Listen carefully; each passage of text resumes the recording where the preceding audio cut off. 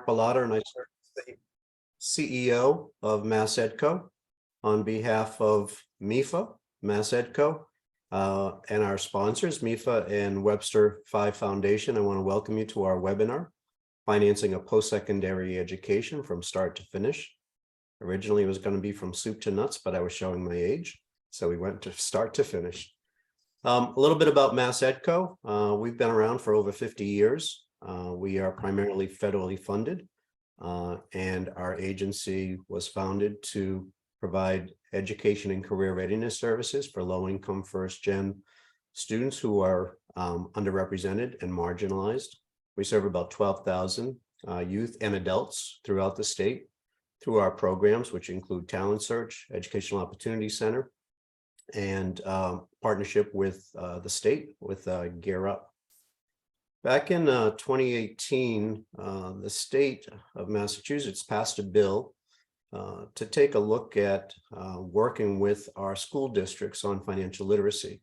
And while there isn't a mandate in terms of curriculum, we're seeing a slow and steady increase in the amount of financial literacy that's being offered in our schools. But I think we know that it's probably not enough yet. As a matter of fact, in Worcester, there was a survey of one of the needs that students saw, and one of the top 3 needs was for additional financial literacy. And obviously in the work that we do, we're particularly interested in how to help students, both those traditional age and older, to make sound academic, career, and financial decisions as it relates to a post-secondary education. So we hope you enjoyed today's webinar. It should be thorough. Hopefully you'll walk away with a few more nuggets that you may not already have.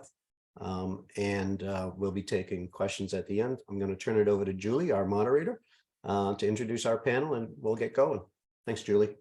Thank you so much, Mark. And I'm Julie Shields-Rutina, the Director of College Planning, Education, and Training at MEFA, and I will serve as your moderator today. So we are so lucky to have this terrific, knowledgeable panel to cover this topic of financial literacy. So you'll hear from Apelila Joseph, who is MEFA Pathway Program Manager at MEFA and my colleague. You'll hear from Dr. Tim Poynton, who's Associate Professor at UMass Boston. You'll hear from Bill Smith, who's Assistant Vice President of Student Financial Assistance at Stonehill College. You will hear from Mark, who you know now is the CEO of MassEdCO, and from Ebony Marsala, who is the Director of Financial Aid at Boston College. So because we have a large panel and so much to cover, we are going to hold questions until the end, but please put your questions in the Q&A, and I will keep track of those, and then we will have a discussion after the panel presents all of their information. And with that, I will also tell you I am recording this, and afterwards we'll follow up. We'll send the recording, we can send the slides, and we'll send a document with a lot of follow-up links about the things that we're going to talk about today. So with that, I will turn it over to the panel, and please include your questions as they come up so you don't forget them, and we'll make sure to have that discussion at the end. Thanks. So Apelila. Good morning, everyone. Thank you so much for joining. So I'm going to go ahead and share my screen. So for my piece of this morning, I really want to focus on what you can do to start early with students in terms of financial literacy. So to start, I have a little bit of a story. Prior to joining MEFA, I worked in Springfield Public Schools. I worked with UAspire as a college affordability advisor, and then I oversaw Springfield Public Schools College Financial Aid Advising Program. So my first year working with students with UAspire, I had a senior, and this is probably a familiar story for many folks who are working with students. We were looking at some of her financial aid offers. She had her heart set on one particular college, some background on this student. She had a 0 EFC, so not a lot of financial wiggle room for her family. So she had a gap of about $30,000 to attend this school. She was already planning on taking out her federal student loans. And so she kind of just said, oh yeah, I'll just get another loan for it. No problem. I was like, are you sure? Let's call dad. Let's bring dad in on the conversation. So we called dad and she's like, yeah, dad, we can just take out another loan. No problem. And dad was like, who's going to take out another loan? Not me. So he was like, Miss Joseph, tell her, explain to her. And so this is a really common scenario that many of our seniors face, not just in Massachusetts, but across the country, where we're asking students to, figure out what college they're going to go to, but also understand that financial piece. And so for many students, that's challenging. For many students, they haven't even really looked at a budget yet. Maybe their only experience with financial literacy is attending like a reality check fair, and those became very popular, especially pre-pandemic. And they're wonderful, but there's a lot more that we can do with our students to introduce this concept to them much earlier. And so really what we want to do, especially with middle school students, is start to provide little nuggets of information that they can build upon as they move throughout their years in school. So that way, as a senior, when you're talking about, what your college bill will look like, they'll have a better understanding of what it means to take out a student loan, what repayment will look like, what your life finances will look like post-college. So to do that, as part of MEFA's suite of resources, MEFA offers MEFA Pathway, which is a cost-free college and career web planning portal. It's a wonderful tool, very similar to other planning portals that some high schools might have.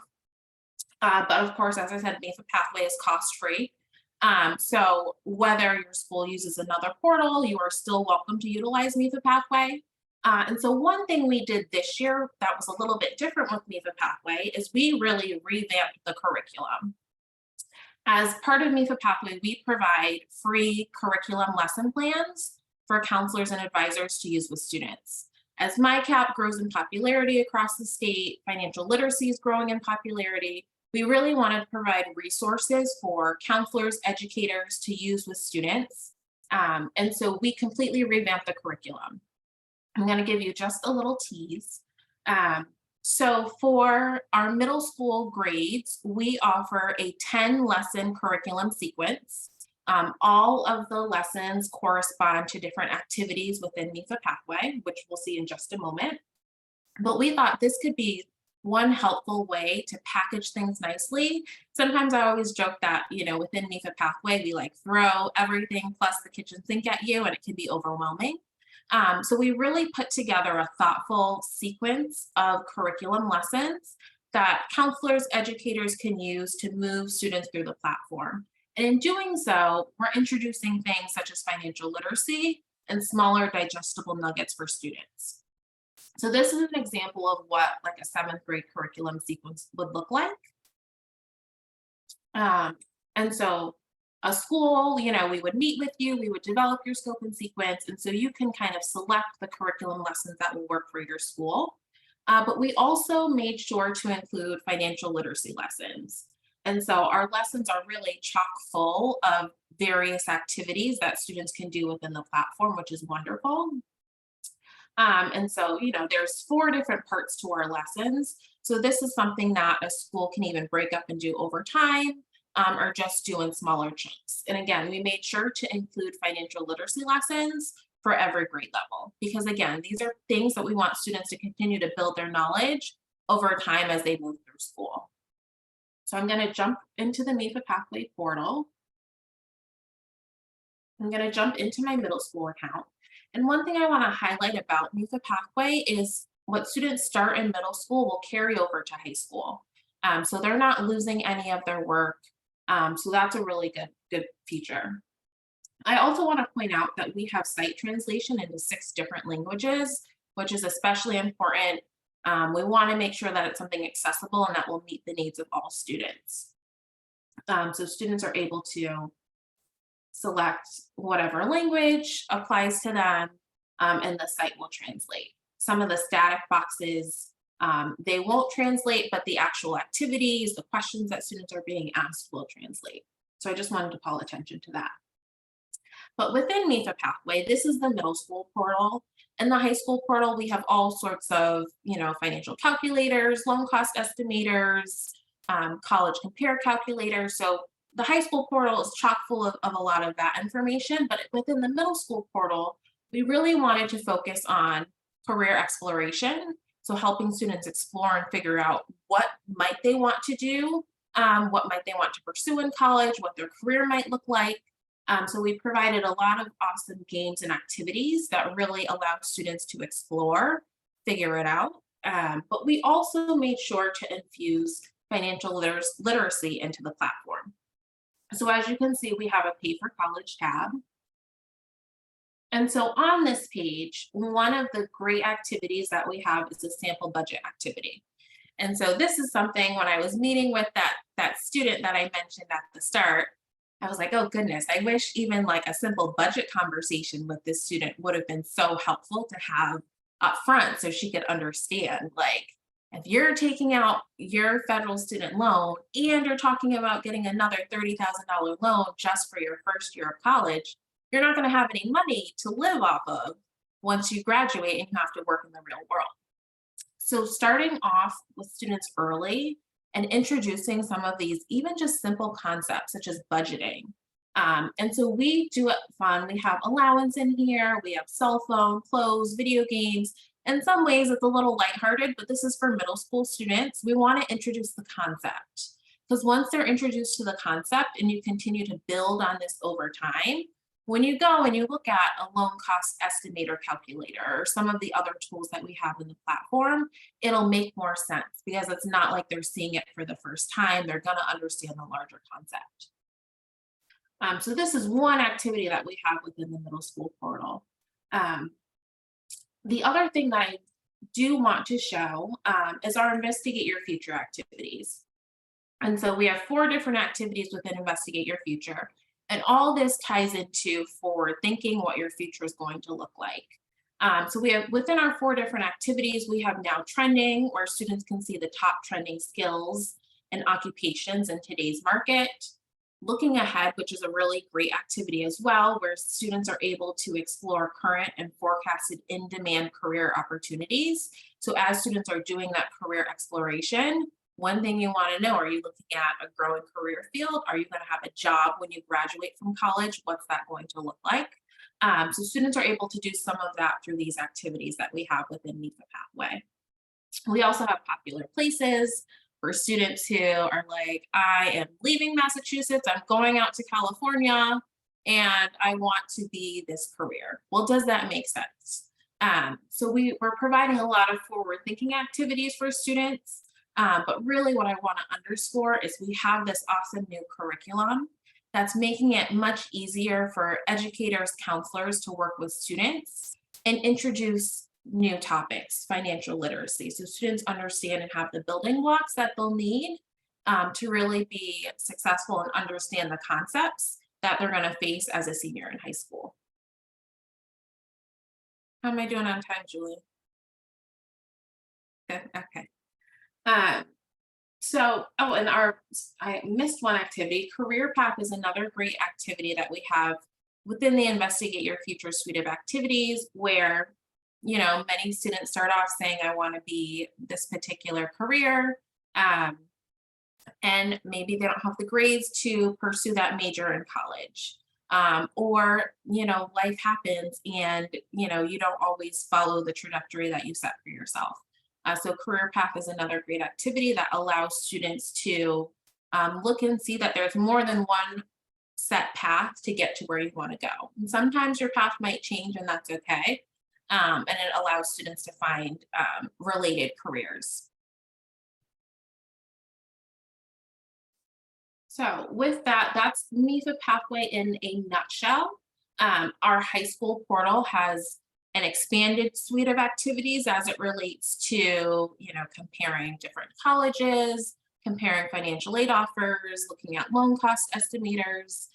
So MEFA Pathway is chock full of resources, but we do make sure to pare down the middle school so that way students are really seeing activities that directly relate to where they're currently at in school.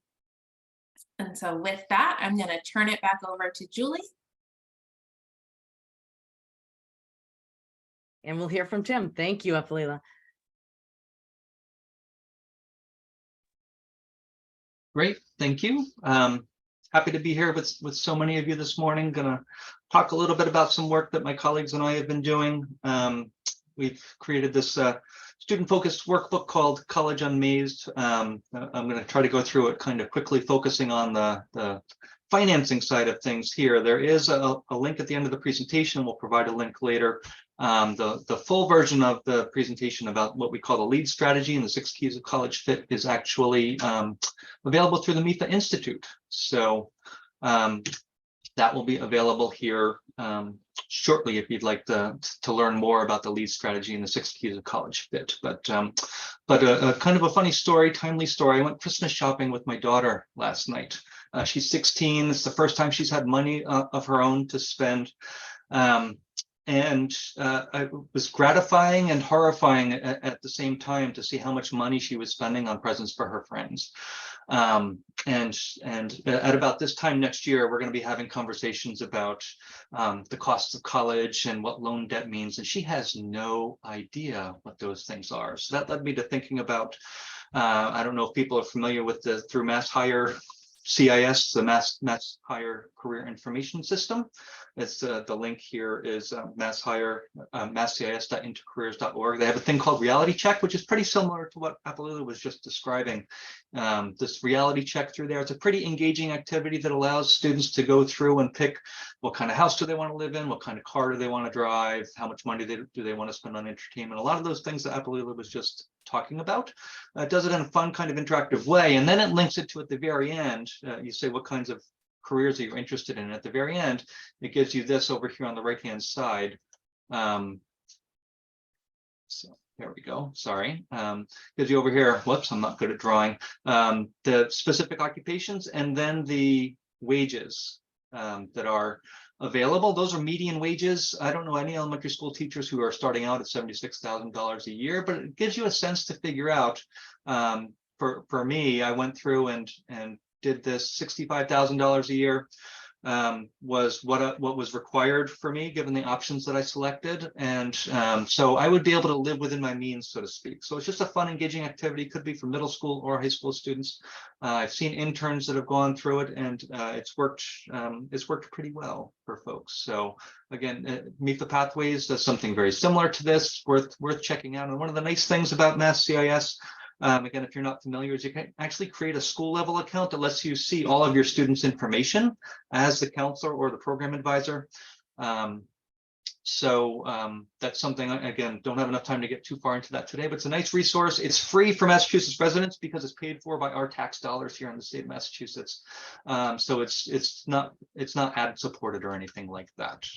All right, so thinking about the college choice process, again, similar to what Apelila was talking about, one of the challenges confronting young people and their families, I think, is that it's not that there's not enough information out there about colleges to help people make informed decisions. It's actually that there's an overwhelming amount of information out there.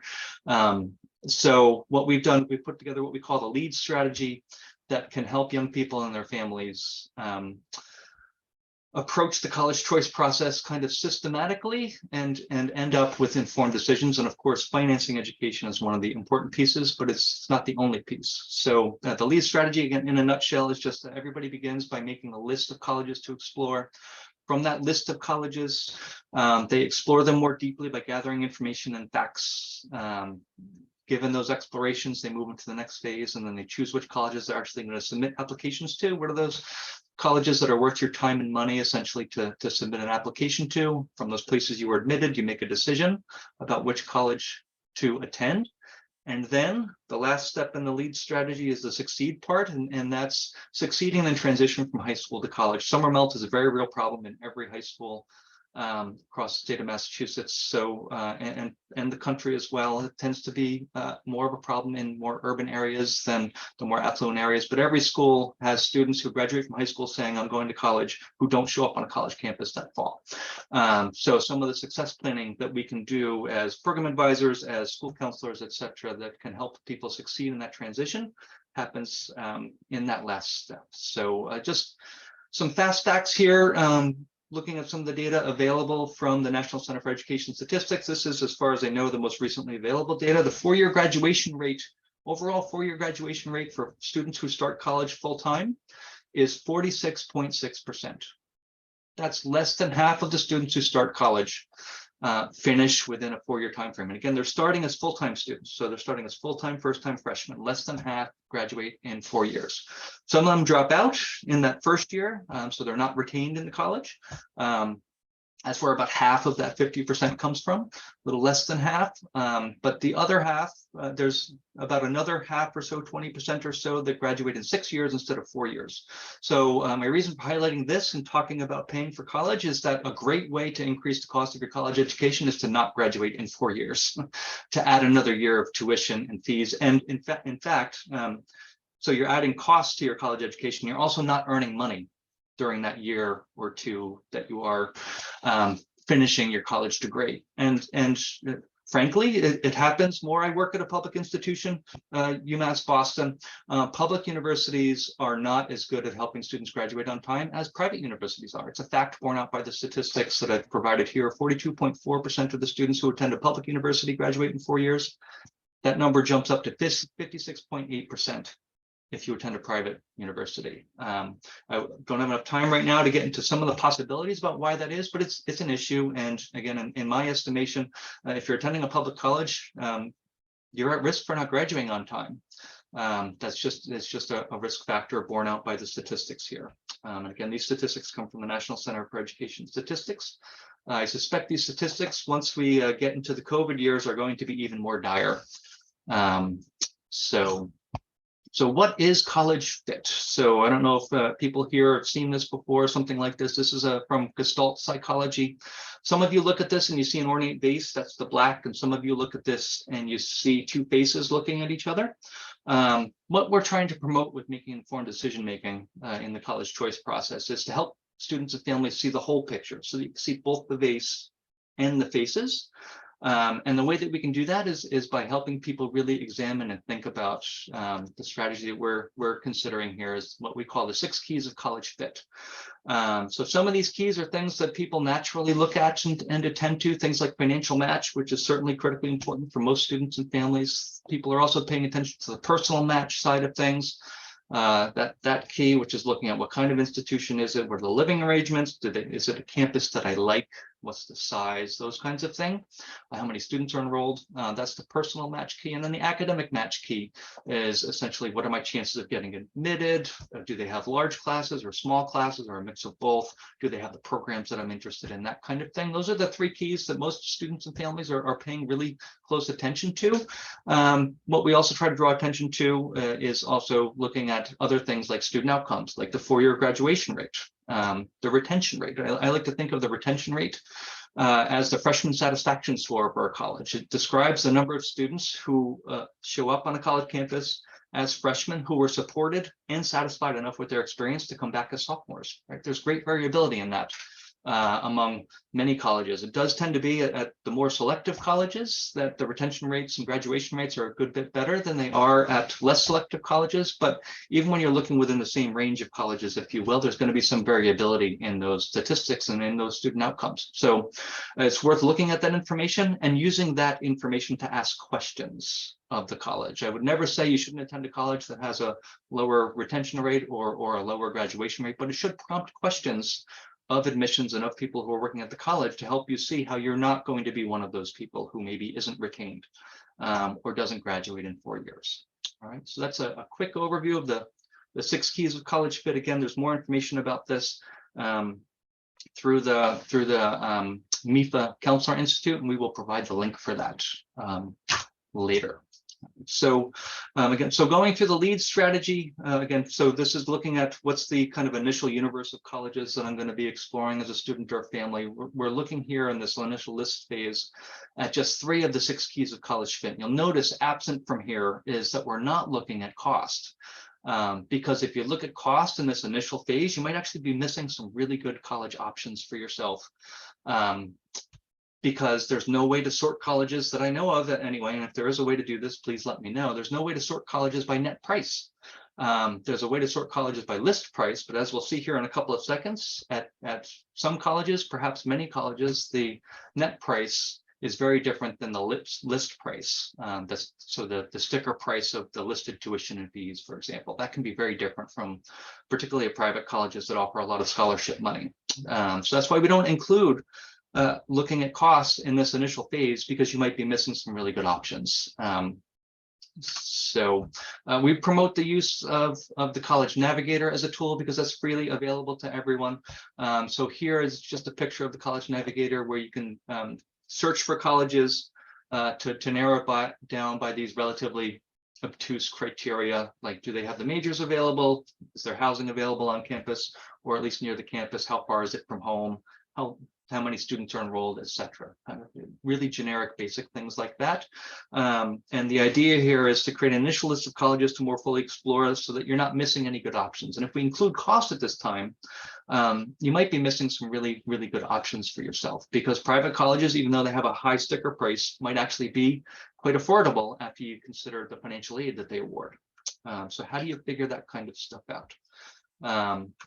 Let me move ahead here. In the explore phase, now we start to look at all 6 keys of college fit, some pieces of the 6 keys of college fit. And in the College Navigator, you can see here's a selected college, the information that's available regarding financial aid. So at this college here, you see the listed tuition price is actually $58,000. Room and board is another $14,000. Again, you'll find this in the financial aid section of the College Navigator. What you'll see here, and having trouble finding my, there I am. You see here, oh, I think there. Every single student who attends this college, 100% of the students received a scholarship for about $40,000. That comes out to a 70% tuition discount. So this is why, again, we can't look at colleges just by the listed sticker price, because here, literally nobody who attends this college pays the sticker price. Literally no students do. So this is not uncommon for moderately or less selective, smaller private colleges. This kind of situation is not terribly uncommon. You may have heard in the news this fall, LaSalle College, LaSalle University, sorry, right in Newton, made headlines. I heard about this story on the news before I heard about it anywhere else. Made headlines because they cut their tuition by 33%. We see that down here. 33% reduction from the prior years. What they found, they cited a study here by Sally May, as listed down here. 60% of high school students won't consider a college or university, even if it meets their other requirements, if the sticker price is deemed to be too high. So LaSalle said, you know what, we're going to increase the transparency. Instead of giving all of our students a significant discount, what we're going to do is we're just going to cut the sticker price, and ostensibly we'll see what happens, give less in merit-based financial aid, right? So similarly, this actually, I don't know if other people saw this in the New York Times. This was just published yesterday. The headline for the story is a sign that tuition is too high. Some colleges are slashing it in half. This one talks about Colby Sawyer College up in New Hampshire. They also did this at about the same time as LaSalle. They cut their tuition to $17,500 a year from $46,000 a year. So I looked at the College Navigator data as it exists for LaSalle today, and that information is, again, so they give 100% of their students about a $22,500 scholarship or discount. That comes out to a 38% average discount on tuition. So those of you that were paying close attention might have noticed that I said that LaSalle cut their tuition by 33%. So it begs the question, what happens to the other 5%? Are they just going to pocket it? And so time will tell what's going to happen with that. The optimist in me likes to think that they're going to save that 5% for need-based aid as opposed to merit-based aid. But time will tell what happens. I appreciate, regardless of what happens here, I appreciate the increased transparency that colleges like LaSalle and Colby Sawyer are providing for students and families around the actual net price, because now their sticker price is actually closer to the net price, and that's going to just increase the transparency for all students and families that are going through this process. Another feature available in the College Navigator is net price by income. So this is just showing that lower income students pay less than on average. higher income families, and this varies from college to college. Again, these are averages. So what individual students pay even within the low income or the high income bands of this is going to be different. At UMass Amherst, just for comparison, this was at a private college. At UMass Amherst, the low income students are paying $6,000 about, and higher income students are paying $24,000. But this information is all there available to give you kind of a rule of thumb way of thinking about costs and the actual net prices available at the colleges. Of course, each college is required to have a net price calculator that I would encourage students and families to use. There's been reported problems with how accurate the net price calculators are, and we won't get into that too much today, other than to say having a net price calculator and using it is better than not using it. You're going to be more likely to get an accurate estimate by using it than if you just use something like this. It's going to be more accurate, I think, than even this is. All right. So finally, if I'm keeping within my time, I hope, just about out. So this is the succeed step of the LEAD strategy. So now you've been accepted at a college, you've placed your deposit, you're planning on going in that summer. Over that summer, you're going to make some plans to integrate socially, academically, and financially. So, for example, one of the things that you can help students and families plan for in the summer before they actually show up on a college campus is if they did get scholarship money from a college, how do they qualify for that every year that they're in college? Are there requirements? Do they need to do community service hours? Is there a GPA requirement? What is satisfactory academic progress, and what does that look like for me? Every college has that.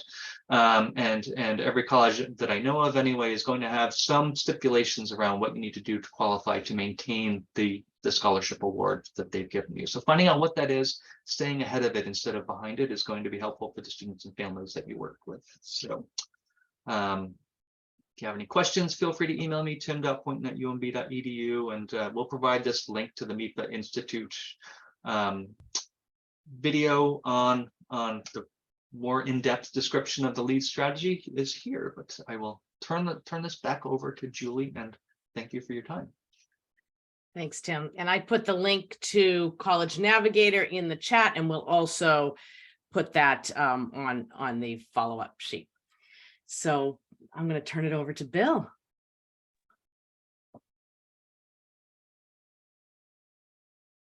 Thank you. I think you can see my screen now, hopefully. Yep, okay, great. Welcome everyone.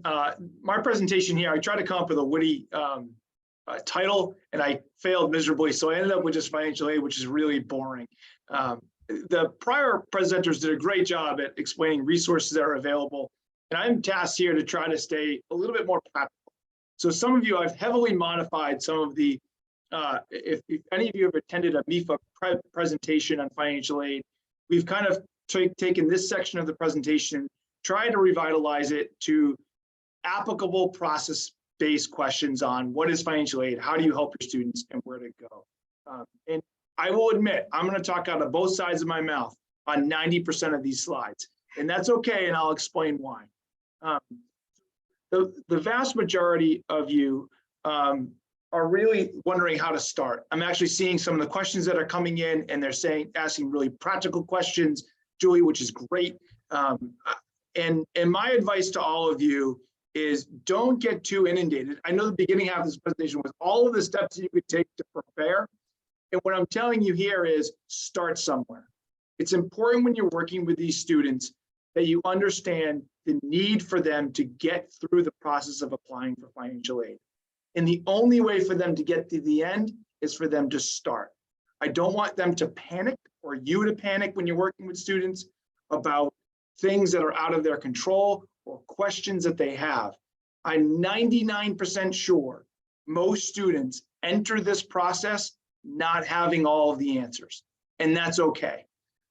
That should not mean that you should not start the process.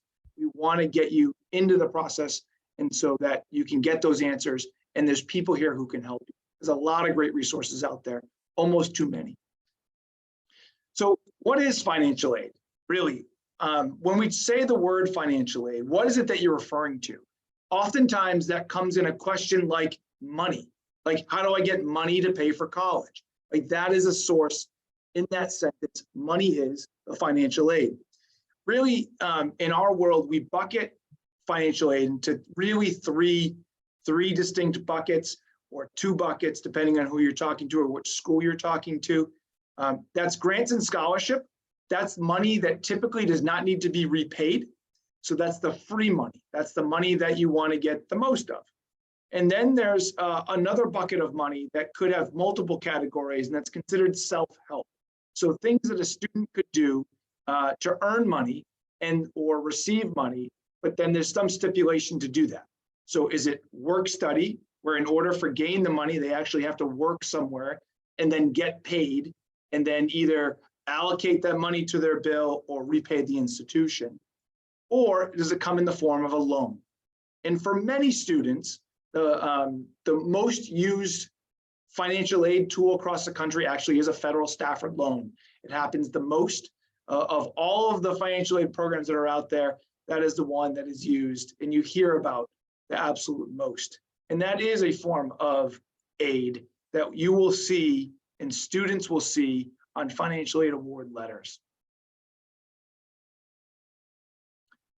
This next slide, I want you to think about, so as you're working with students, don't get hung up on where the money is coming from, right? This slide is really telling you that the aid that you could receive could come from a variety of different sources. So it could come from federal government, state governments, private institutions, not-for-profit agencies, your local high school, a Rotary Club. And all of those foundations have a variety of different aid programs that they provide students. Most of them are trying to provide students with scholarship opportunity. The government and the state is going to provide the most in terms of loan dollars. And then the institutions themselves are going to probably, in many instances, incentivize enrollment either through merit scholarships or meeting needs. So when you apply for aid, you determine how much need a student has, and that money would then be awarded to the student in the form of a need-based grant. This slide is just telling you that that could come from a variety of sources. Don't get hung up, though, on where the funds are coming from. That's the least important part of whether or not you get the money.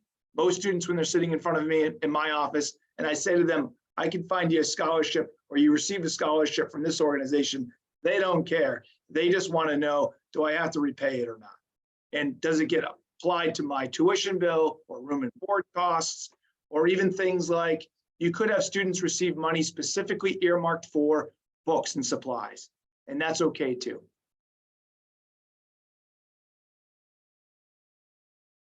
So what is merit-based aid?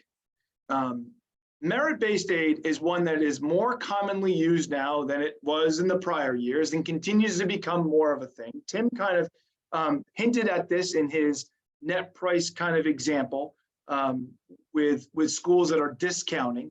And many schools discount by using merit aid. Merit aid traditionally comes in the form of a scholarship to a student from the institution that they're applying to. There could be nuances to that, and that's not always the case. But that's the most common form of merit aid.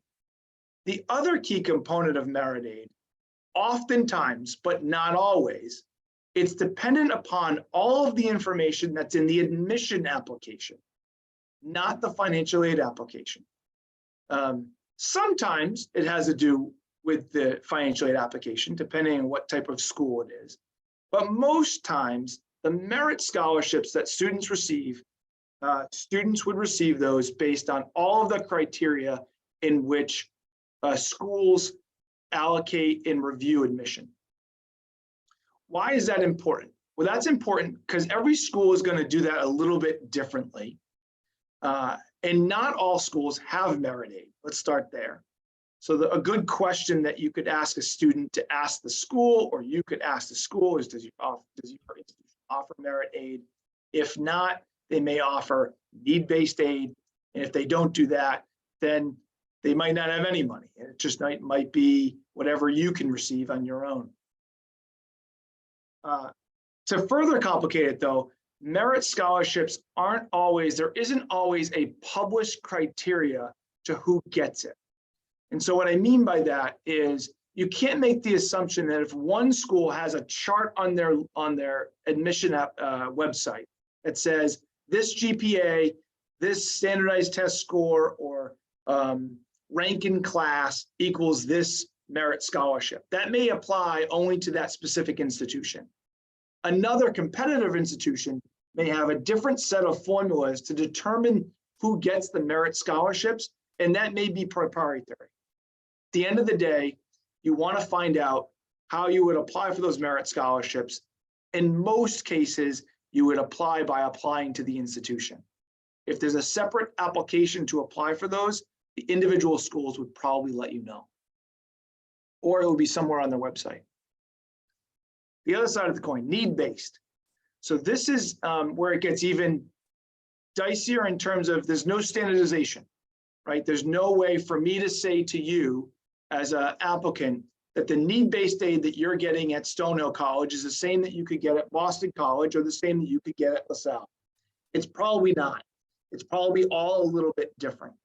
And the reason why it's all a little bit different is it's based on school-specific criteria, the amount of institutional need-based aid that the school has to allocate, and then which students they're allocating those fundings to.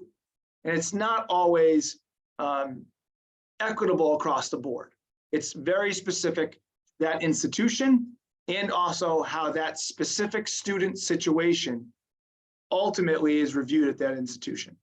To apply for those, you have to fill out some forms typically, and they're almost always based on financial criteria.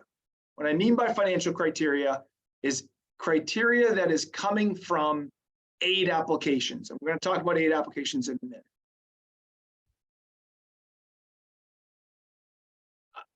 So I said start somewhere at the very beginning. It's really important when you're working with students. I'm going to say it's really important when you're working with students. Almost all schools that they're applying to, students are getting better and better because of products that are out there to determine admission timelines. Almost all of the schools have financial aid timelines. And it's important for those students to understand that those timelines need to be followed as well. I'm going to say that. It's important to monitor deadlines and times. However, colleges understand and know and appreciate that students are entering and exiting this whole crazy world of applying for aid and getting to net price at different points. If you've missed the deadline, for the purpose of this presentation, still apply. Let the college or institution say no. If you see a deadline that you can't apply for, move on, go to the next one. But if you still can submit, submit. Don't panic if you've missed a deadline. Call the institution, find out what you should do. Some schools may have a priority filing deadline, and that isn't necessarily the same as a hard stop. What that is before that deadline, you would be reviewed for all of these funds. After that deadline, the funds may shrink. The amount you may receive could shrink, but you want to pay attention to the deadline. At the same time, ignore the deadline. Apply, right? That's really the message I'm trying to deliver. That is not always the case, though, when it comes to applying for federal and state aid. Federal and state aid have pretty rigid timelines of which you can apply for aid. Those timelines typically are later in the process, but they do impact students. So you want to pay attention to what those are. Massachusetts has very clear defined timelines for a variety of different programs. If you go out to the website, they're all there on the site with the individual programs in those timelines. So you should pay attention to those. But if it's institutional aid, you should call the school and not worry about the deadline if you've passed it. If you can meet it, meet it. I'm going to go quick here. FAFSA is about to change. So all of this information is really for 23-24, and then it changes to something that is different. It's still going to be the FAFSA form, but the output is going to be different. You're still going to need to fill it out. You still want to fill it out.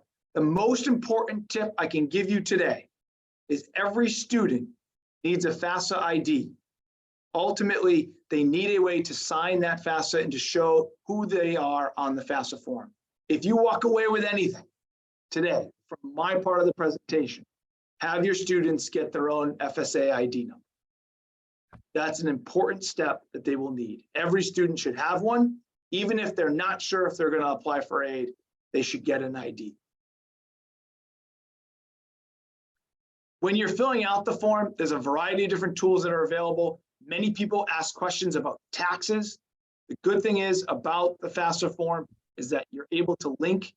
Most students are able to link now the FAFSA form with their IRS tax returns, and it will put the data in for them. If they can use that tool, you should encourage students to do it. Another quick form, the CSS profile. The CSS profile is a form that's run through the College Board, so you probably have familiarity with it there.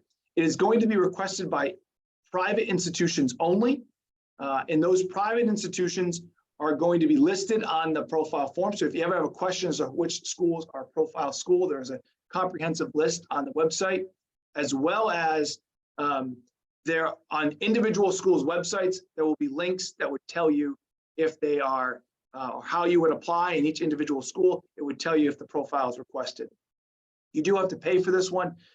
There is a cost associated with it, but there's oftentimes ways for students to get those costs waived. There is built-in fee waivers into the actual form itself. So if you meet certain criteria as you're filling it out, when you get to the end to pay, it will not ask you to pay. Highly encourage students to do that. And if you ever have any questions about the questions that are on the profile, then you should ask the individual schools in which you're applying that's requested it.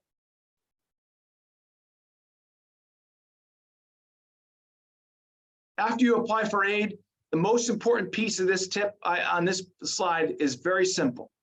After you apply, oftentimes you enter this gray area, blackout area, which for lack of a better word, you hear nothing, right? Other than you could check with the schools to confirm that they've received it.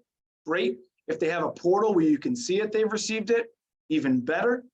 But if you're working with a student and the student says, I filled it out, but I'm not entirely sure, I had a question about it.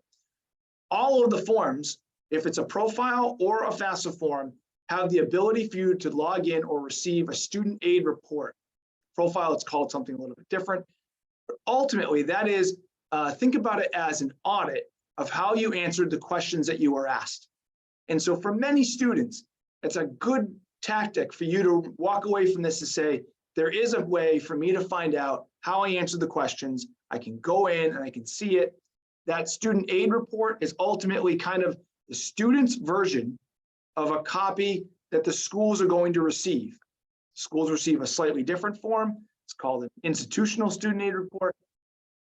But ultimately, that is the way in which the student can audit themselves. If they have any questions, they can file corrections or they can call the aid offices.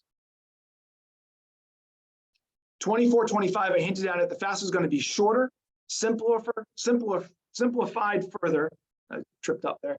And also, Pell Grant eligibility is really the key thing that's changing, at least from my understanding of reading all of this. Who qualifies for Pell Grant is going to change a little bit. It should be broadening and not restricting. At least that's the theory. And there's certain changes to data elements that are not on it. For the purpose of this presentation today, that's not as relevant. I am confident MEFA will be having more presentations for a variety of audiences, specifically on FAFSA for 24-25. And hopefully MEFA will even be able to train some of the aid directors that are clueless when it comes to some of these changes as well. Last thing I'm going to talk about, mass transfer. Mass transfer, for you working with students, the takeaway is simple. You need to understand that the state of Massachusetts has a variety of options for students to take advantage of going from a community college to a four-year institution. And what the mass transfer does, the mass transfer agreements, if students meet certain benchmarks, ultimately what happens is through the mass transfer, it helps students navigate two things. Tim already hinted at one of them, time to degree and price of that degree. So if you remember anything from the mass transfer, remember, mass transfer helps students navigate the time to degree completion. It makes it very concise, it makes it clear, and it also provides additional support to those students. Assuming the students can meet the demands of the timeline, they can graduate on time through a transfer program, and that will save them money in the end. Ultimately, that's a key component to mass transfer, that if you're working with students, it helps them stay organized with degree completion, timeline, and cost. Two very important things for students to remember. It's a terrific program. Much more detailed information can be on it. But if you remember those two topics, that's really what you want to focus on. Other than that, I'm at my free resources, which is going to be provided to you later through Julie. I think I'm probably over my time. Thank you. I'm here for questions. That's okay. Thanks, Bill. All right, Mark, I'm going to turn it over to you. Thanks, Julie. You should be able to see my screen. Let's see, we're still seeing Bill's. All right. So maybe you can stop share, Bill.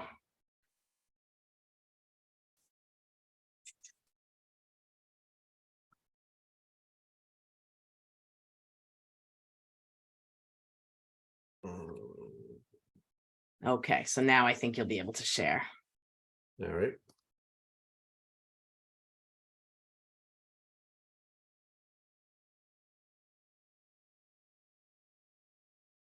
Good. All righty.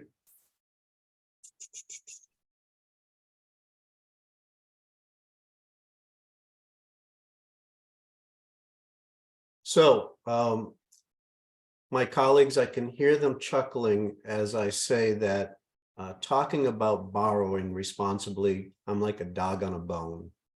To me, when we hear the stories of students who, in some cases, haven't completed a degree or walking away without a credential, it's very concerning. And for the clients that we serve, it's even more concerning. Because the idea that, you know, we could be working with a client who's worse off after completing a period of time without that credential is not helpful. So I think part of our challenge is to try to take a look at how do we work with students, and I'll say both traditional and non-traditional students, on understanding what it means to borrow responsibly. And I was campus-based for 17 years at 3 different colleges, and you know, part of the challenge is to try to understand how students feel about borrowing. And I would argue sometimes that ego gets in the way of making what I think to be good financial fits. So we're trying to help our students and clients understand what is a reasonable amount to borrow. One of the challenges that we have in higher ed is, unlike, let's say, the mortgage industry, which has a gatekeeper. It's called the mortgage company or a bank, you know, which when you're applying for a mortgage, they will let you know how much you will qualify for based on your ability to repay. Unfortunately, in higher ed, we don't have a gatekeeper. And in essence, you can borrow as much money as you can find. And that becomes a challenge, at least, you know, for a good number of students and families. You know, there's a rule of thumb, I think, that's been circulating for a number of years on what would be a reasonable amount to borrow. And there's some slight variations on it, but in essence, it's about 10% of your monthly income can be used for a student loan payment. So with that guideline, and that's not hard and fast, but it's a guideline. So with that guideline, we tried to create this calculator that would help students and families understand what that looks like. In essence, it works backwards, but what it starts with is taking a look at your monthly income. So by putting in just one figure, which is if students have a sense of what their annual income might be, and in our example, we use a teacher salary, and I'm mindful that Tim, I think, had a teacher salary in the 70s. I'm starting it off at 45. So let's say the monthly income is $37.50. That's all we're going to add to this calculator. And what it does is it tells us, you know, what the typical take-home pay would be. Now, all we're doing is taking out Social Security and Medicare. So, you know, there are plenty of people who have more deductions from their monthly income, their paycheck. But I didn't want to get into that. I just wanted to take a look at what everyone has to have in terms of a salary reduction or payroll reductions. So we have $2,904 to start off with. Apelila had talked a little bit about budgeting. You know, again, a rule of thumb, you know, that I think we're trying to chat about with students is this concept of a 50-30-20 budget. Again, it's just a guideline. And the guideline is to take a look at 50% of your monthly income to be used for needs, 30% to be used for wants, and 20% for savings or paying off debt. What we don't get into here is how do you define needs and how do you define wants, because you can guess as well as I can, it's very subjective. So there's a guideline. If people want to go to the link about learning a little bit more about needs or wants, they can find that out. But we didn't really want to get caught up in the emotion of what's a need or want. What we really wanted to emphasize was that according to this personal budget, about 20% of your take-home pay each month should go towards savings or paying off debt. So what we say is that about 50% of that figure, which in essence is 10% of your take-home pay, can be used towards a student loan. So without overwhelming your finances on a monthly basis. So in this case, that gives us $290 to play with. And what our calculator does is it then takes a look at that $290, and for this purpose, we put the interest rate at the current federal rate, which is 4.99 over 10 years. And it gives us $27,392. What that does is it gives a student and a family a sense of what they could reasonably borrow, but it comes with a caveat. I use the example of a teacher salary. In most cases, teachers have to get a master's degree. So what we have to remind our students and families about is that's total borrowing, total. And I know we all hear folks, and probably some on this call, you know, who realized when they were in grad school, it was all loans, you know, and if they had known that, you know, it was going to be all loans for graduate school, you know, perhaps they would have made different choices at their undergraduate level, maybe borrowed less, maybe even attended a different institution. But I think our job is to give students and families, you know, sort of this from beginning to end when it comes to borrowing. And if we can get to them before they fall in love with the school, I think it's ideal. You know, I think Tim mentioned net price calculators, some being better than others, and it's better than nothing. I told Ebony, you know, that I think one of the best calculators out there is BC's, because and I send people to it all the time, even if they're not interested in enrolling at BC, because it's just a really good calculator. It gives people a sense of what the final costs are going to be if that student's accepted at BC. So again, you know, the idea is just to get the conversation going about what is an appropriate amount to borrow. Let me take you to our next tool, which is our fact sheet. So a lot of you are familiar with the college scorecard.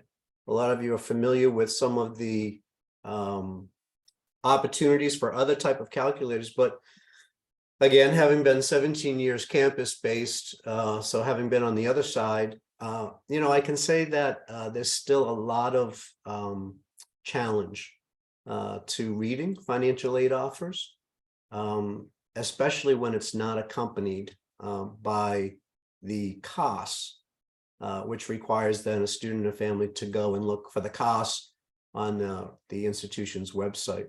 So what we did was we created this fact sheet, you know, and you can put 3 and then you can start with another 3. But the idea is to take a look at what the actual costs are going to be for that student. And you see in the example, we try to include everything for direct and indirect costs. But then what it does is it asks you to input, each of the gift aid figures, which then gives you that net cost. And I think that right there is the most important piece of this calculator, because as Tim had mentioned, we don't want to eliminate choices. There are plenty of times when, for a specific student, a private may be a better option financially. But we need to be able to compare apples to apples to apples. And that's where I think a lot of students and families get confused. So once they get that net cost, we then walk through students on how they can pay for that.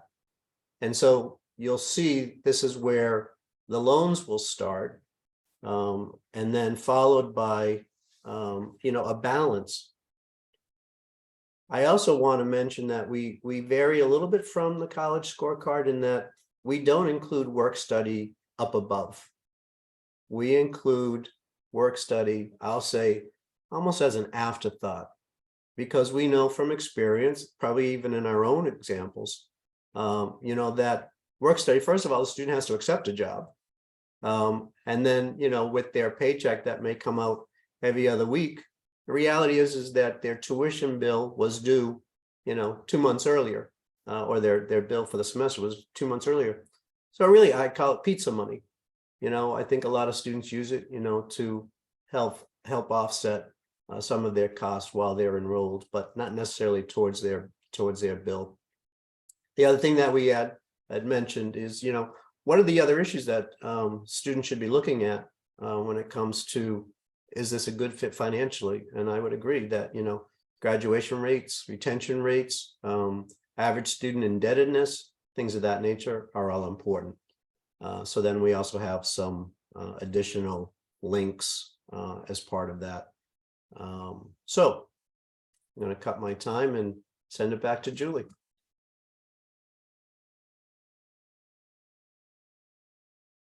Thank you, Mark. And now we'll hear from Ebony.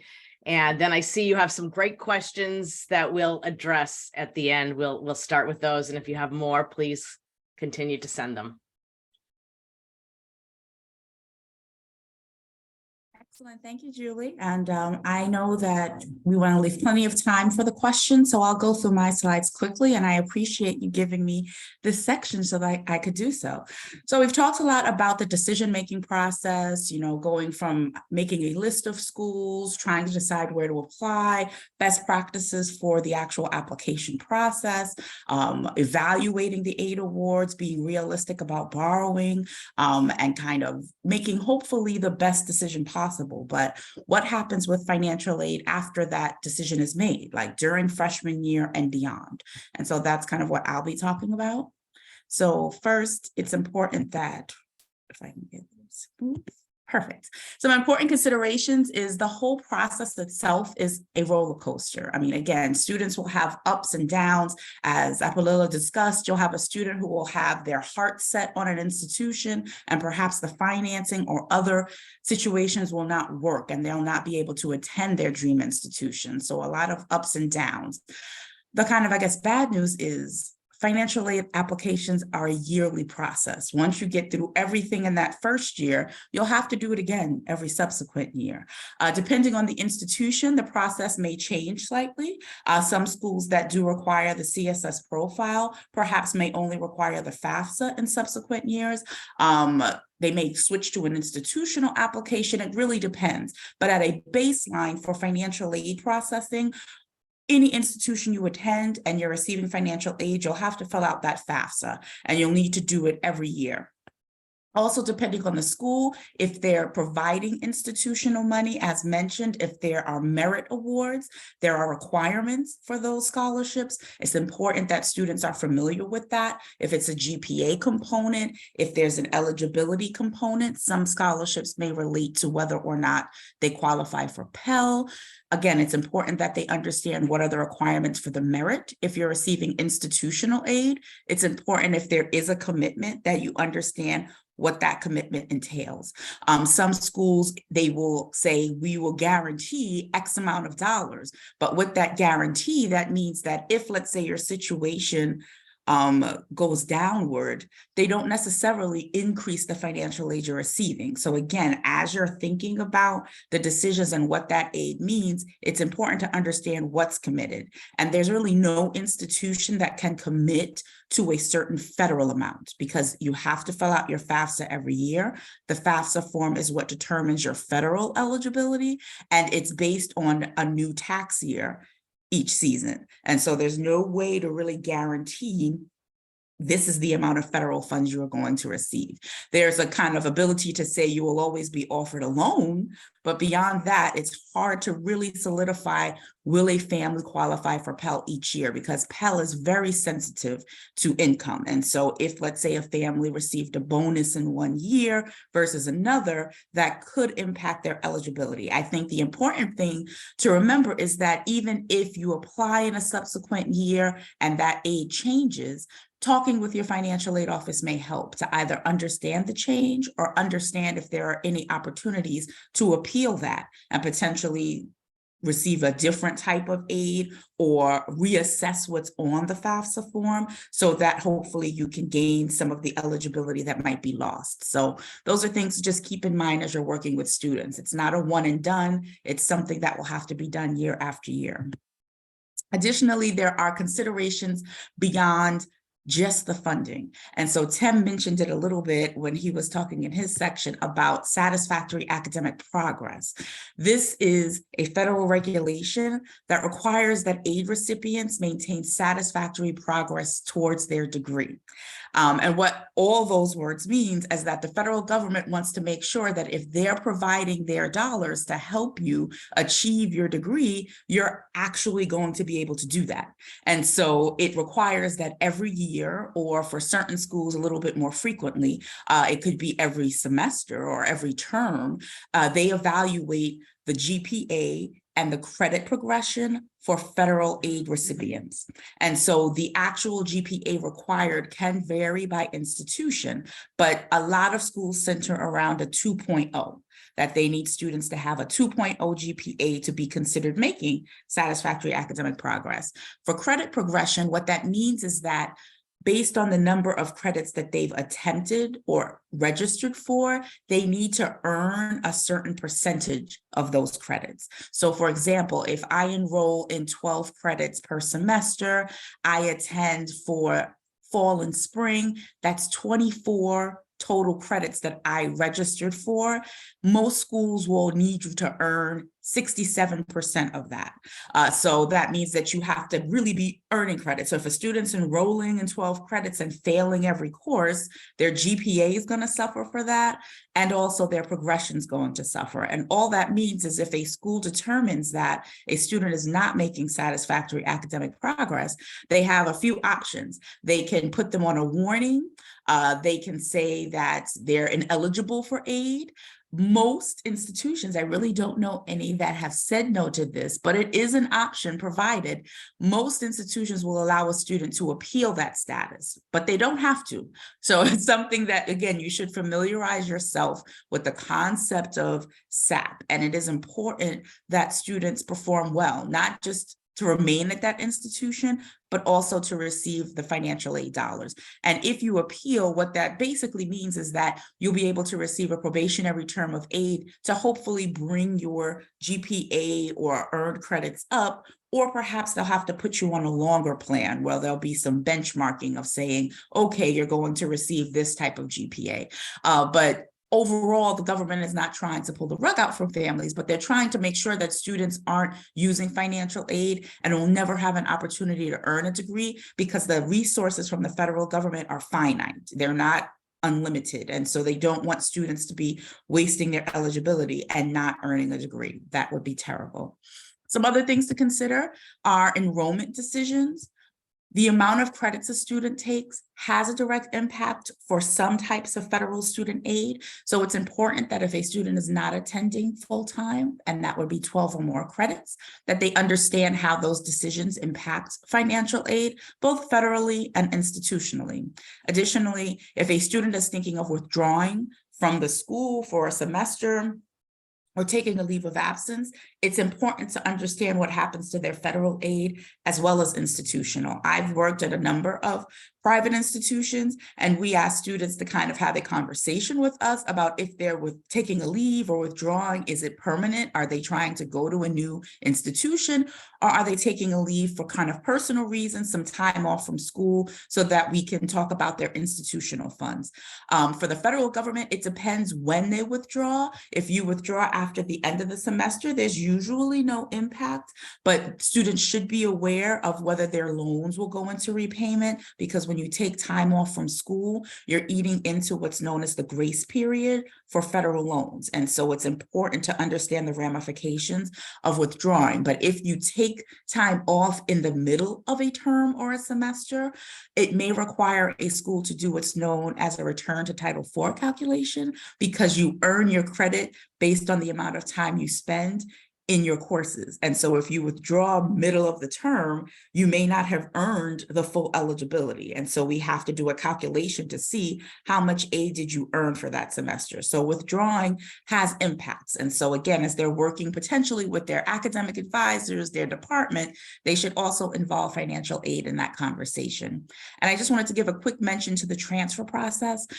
For those students that, again, may be enrolling in a 2-year school and have their eyes on enrolling at a 4-year, it's important that if you're not part of kind of that Massachusetts in-state transfer process, maybe you're trying to enroll at a private institution or elsewhere, that you are aware of the actual transfer process and the relative kind of acceptance rates for those. Often, people will say, well, just go here for 2 years and then you can easily transfer into, I don't know, Bentley, Boston College, et cetera. But sometimes it is a very selective process and maybe not as easy as one may envision. And also the financial aid opportunities from an institutional perspective are different for transfer students than freshmen. And so families should be aware that, again, if they're offering, let's say, certain merit awards to incoming freshman students, those may not be the same opportunities if they decide to transfer. So again, as you're thinking of enrollment, it's important to just kind of understand the differences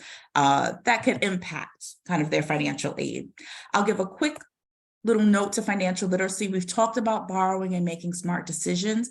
It is important that students think about work and how that will impact their experiences. We often encourage students to think about going abroad and, taking internships, et cetera. And so for our kind of low income students, they need to balance the need to work with those opportunities, and also think about how work can help defray some of their expenses. We talked about work study and that's kind of like pizza money. They should think about, okay, what am I doing for the summer? How am I saving? I don't think many professionals are thinking, depending on the type of work a student is doing, that they'll be able to maybe make a huge dent in their tuition cost, but perhaps they can save money to help for books, or save money to help for, if they're living off campus, some of their off-campus expenses. Again, so they don't have to borrow for those, because as you saw in the example that Mark provided, if depending on what you're going to earn, it's a very small amount you'll be able to borrow kind of for the lifetime of your education.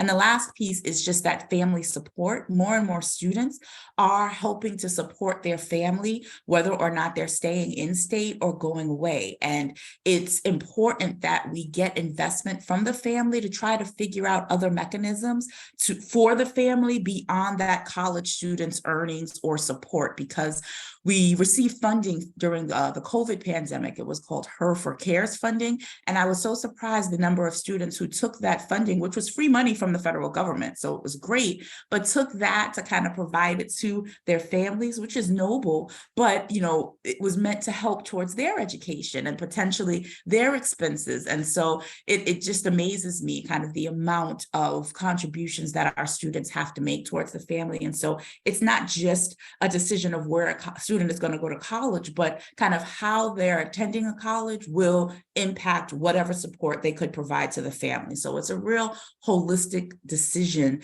that students and, as you're guiding them through, need to make kind of as they're going into the process. So the last thing I want to say is we have a running joke on my campus, as with some of my friends, is that it's important for students to create relationships on campus. We try to say you should make a friend with an adult. And so, trying to make a friend, either participating in work study, that's a great way to make friends on campus.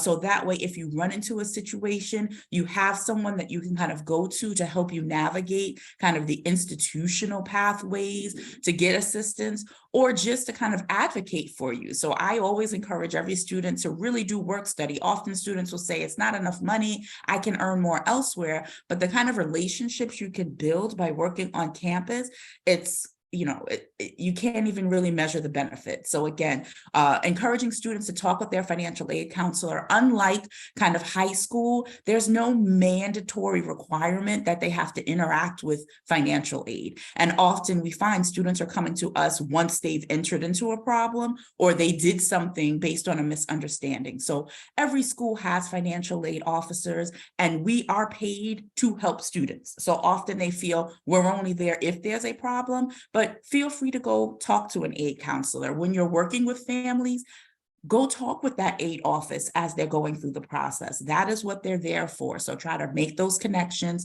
create those relationships. We are humans. You've met with some of us through this kind of panel discussion. We are humans. We are here. We are trying to help you understand there are no definitive answers with financial aid. Everything is, it depends. And so it's important that you have those conversations at the beginning of the process and throughout the whole academic year. And again, also academic advisors, faculty, great relationships to have. So that is it for me, because I wanted to make sure we have some time for questions. So I will stop and pass it on to Julie. Well, thank you, Ebony, and thank you all. Really wonderful information. And as I mentioned, we're going to have a lot of follow-up and a lot of links and a lot of resources to share. But let me ask a few questions here, because we have some questions. So here's a question that I thought was a good one. This person is saying, I'm wondering if in your profession you recommend a student stay more local or in-state to avoid high college costs until they have some idea of their major, or not. So I bet a few of you have thoughts about that. I can start off, I guess. I would be the first. I guess the first thing I would say is we should probably not expect 17-year-olds what they want to do, know what they want to major in. I suspect if we ask the people in the audience here, how many of you are doing today what you thought you'd be doing when you were 17, that is relatively few of them that are doing that. So college can be a place for exploration. And in terms of, to not get too long and drawn out about this, college can be and should be a place for career exploration. It's often not well suited to doing so, unfortunately, given the number of credits that need to be invested, et cetera, et cetera. But to more pointedly answer this question, I think I would say you may be missing opportunities if you're limiting yourself to only public colleges, because as we've noted, I hope, and I hope it's been clear that sometimes private colleges can actually be just as cost effective as public colleges. It doesn't have to be. Again, I don't want to make it sound like private colleges are the deal of the century. They're sometimes not, but sometimes they can be for the right student in the right situation, applying to the right kind of private college. So. Does anyone else have anything to add to that? Yeah, I think all I was going to do is to add on to Tim's point that yes, it's hard and it's important to not try to limit a student, even if they have no idea of what they want to do. Most colleges will offer the opportunity to explore different careers and different pathways. I think what's important for a student is to figure out kind of the learning environment they'd want to be in. Think about, again, what is the driving factor? Do they need to be home for a reason? Is there a place they've wanted to go? What types of things may they be interested in, or do they excel in, and what's offered at the different institutions, and try to go along those lines to try to make that decision or think about where to apply versus thinking that, oh, if I stay local, I'll find a decision, because that's not necessarily a guarantee. So yeah, just being open-minded. I just add one more thing to that. Sorry. So I do think, and I put this in the chat, I think that some institutions, there should be some sense of career pathways. So for example, if you're thinking about maybe majoring in psychology, you wouldn't want, or sociology or anthropology, you wouldn't want to go to Worcester Polytechnic Institute as the place to figure that out. So there are some colleges that are better, as Ebony was just saying, there are some colleges that are better for helping you explore what you might be interested in than others. And I think if you think of the careers as the majors in bigger buckets, like I want to go to a STEM oriented school, I want to go to a liberal arts school, that can be helpful to narrow things down a little bit, even if you don't have much of an idea. I suspect most students have a little bit of an idea of what they like and what they don't like. That's great. All right, so the next question, and this is just a common type of question those of us in the financial aid world receive. So is most financial aid for lower income families? If your family makes around $150,000, are there still financial aid opportunities, but maybe fewer?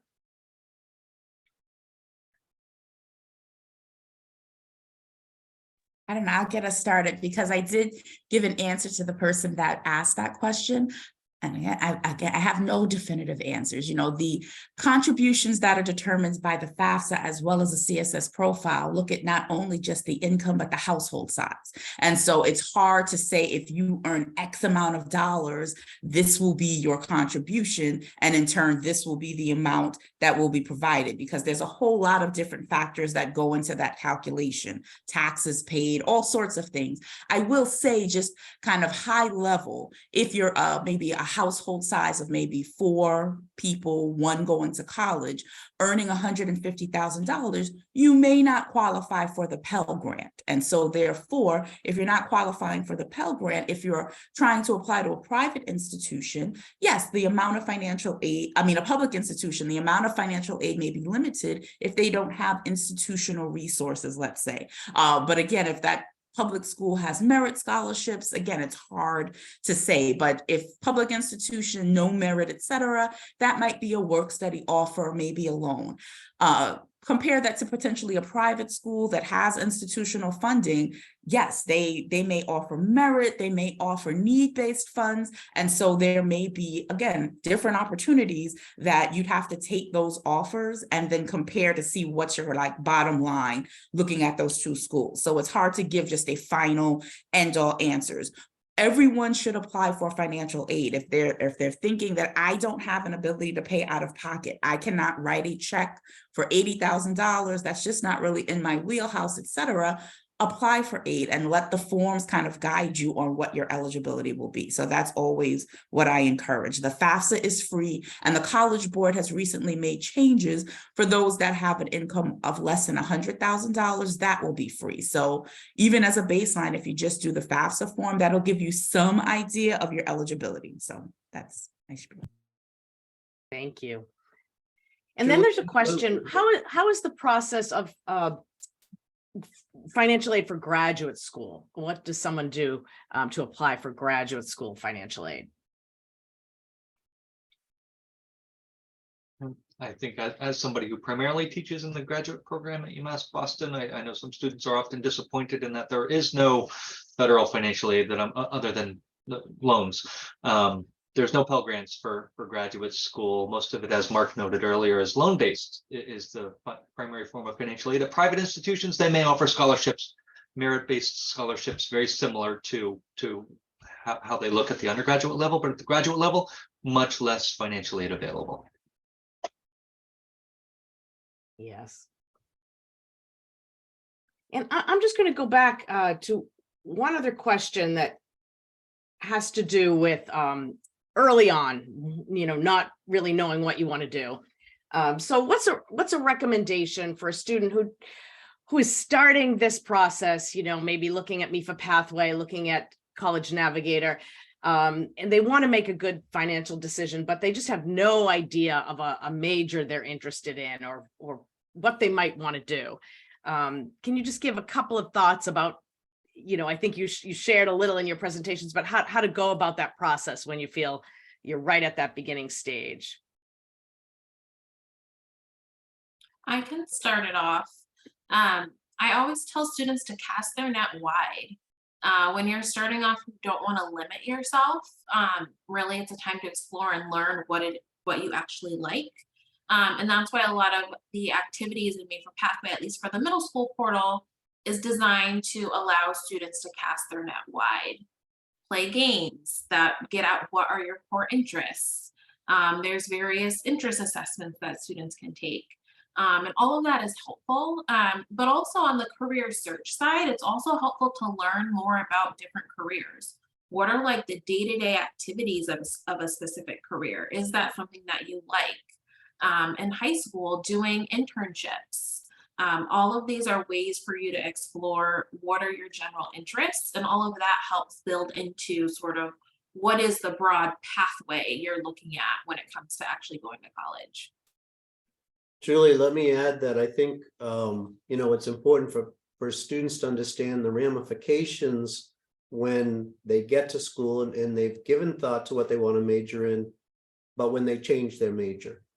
And so we know from a cost perspective that the number of credits that students are graduating with, let's say at the community college, on average should be about 60, and I think it's in the low 80s. At the four-year schools, maybe it should be about 120, but it's closer to 135. And part of that is either they registered late for their classes, but had to have a full course load in order to remain eligible for financial aid, or they changed their major. And I'm not saying that you can't change your major. You just need to be aware of the financial ramifications of changing your major, especially if you're going to do it at the end of sophomore year or beginning of junior year. So getting as much information as you can early enough, knowing that plenty of students aren't going to have a declared major or aren't 100%, but know the financial ramifications of change. If I can just extend on that really quickly, I mentioned that early on in my presentation. I think one of the challenges that public four-year colleges have with their graduation rate is that when people change their major, it's hard for the students as a junior, for example, to go back in and take the gateway courses that are needed to qualify for admission to the major. So for example, if you want to be a psychology major at X university, you need to take intro to psychology, the stats course, and the research course, right? And that takes 3 semesters to do that. So then it's hard to then graduate on time. You just don't have enough time to do it. So then you end up taking extra credits, which cost more money, etc. Yeah. I'm going to piggyback on that too. So, a lot of our students will go on to a community college with the intention of transferring to a four-year college. And I always say, try to make sure that what you're taking at the community college isn't just going to transfer to the four-year college, but is going to count towards your degree.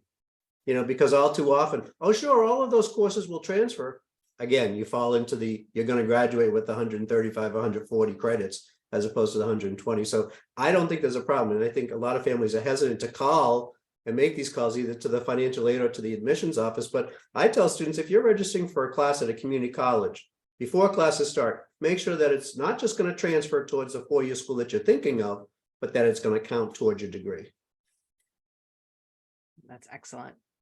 Well, I'm seeing that it's 10:30. So I'll just talk about 2 things. We have a group of questions about the FAFSA changes that we didn't get to. But what I'd say about that, and I think Bill alluded to this, is that we are just now, we know about the changes, but we're just now learning about how those are going to be implemented and how they're going to affect individual students. So what I would say is that please stay in touch with MEFA, because MEFA will be doing some programs on that over the next months and year. And also stay in touch with, as Ebony mentions every time I speak with her, with the financial aid offices at the colleges that where students are attending and where they're thinking of attending and all of that, because we're all going to learn a lot over the next few months and a lot of detail about this. So you will have a lot of resources that can give you more definitive answers. I also see a few questions here about 529 plans. And so I just want to let you know that MEFA also has a number of programs on college savings programs, including 529 plans and how those work with the financial aid process and with paying for college. So please go to the MEFA website, and I will put those links in to follow up to learn more about 529 plans and how those work, and how any of the rules that are changing, how that will affect college savings as well. And other than that, I think there were a few other very specific financial aid questions that you can also follow up with either the financial aid administrators or with MEFA in general to get a few of those final detailed questions answered. So with that, I will thank the panel and thank all of the participants. And Mark, I'll allow you to end it there. Well, I want to echo Julie's thanks to our panelists and colleagues who were actually a lot of fun at the same time planning for this. So we're greatly appreciative of your time and your expertise, and to MEFA as our partner and one of our sponsors. A key topic for all of us. So I hope this was helpful. So thanks, everybody, and have a great holiday. Thank you.